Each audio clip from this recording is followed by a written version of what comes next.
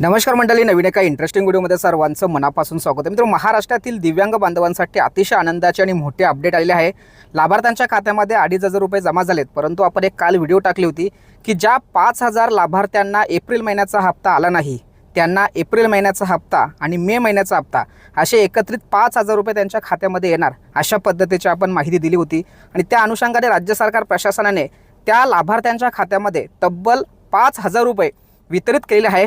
आणि या संदर्भात पुरावा म्हणून मी तुम्हाला समोर दाखवतो आणि यावरून तुम्हाला स्पष्ट होईल की जे काही 5,000 लोक बाकी होते, पेंडिंग होते, त्यांना आयुक्त कार्यालयाच्या माध्यमातून त्यांचा राखीव किंवा थकीत निधी वितरित झालेला आहे आणि त्यांच्या खात्यामध्ये हे 5,000 रुपये वितरित झालेले आहेत। तर मित्रांनो, समोर तुम्हाला एक दोन ट्रान्झॅक्शन दिसत असतील। या पहिल्या ट्रान्झॅक्शनमध्ये बघा, या ठिकाणी 12 मे 2026 4:45 या लाभार्थ्याला 2,500 रुपये त्याच्या खात्यामध्ये जमा झालेत आणि हे ट्रान्झॅक्शन सुद्धा समोर दिसत असेल। ट्रान्झॅक्शन मी थोडंसं ब्लर केले आहेत। आणि यानंतर बघा, या ठिकाणी पुन्हा 12 मे 2026 रोजी 4:44 पुन्हा त्याच्या खात्यामध्ये 2,500 रुपये जमा झालेत आणि हे ट्रान्झॅक्शन सुद्धा या ठिकाणी वेगळ्या पद्धतीने दिसत आहेत।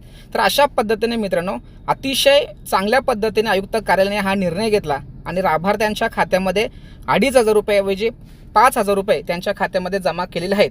त्यामुळे मित्रांनो, ही अतिशय आनंदाची आणि मोठी अपडेट या ठिकाणी आहे। सर्वांना शेअर करा। भेटूया पुढील व्हिडिओसह। तोपर्यंत धन्यवाद। जय हिंद, जय महाराष्ट्र।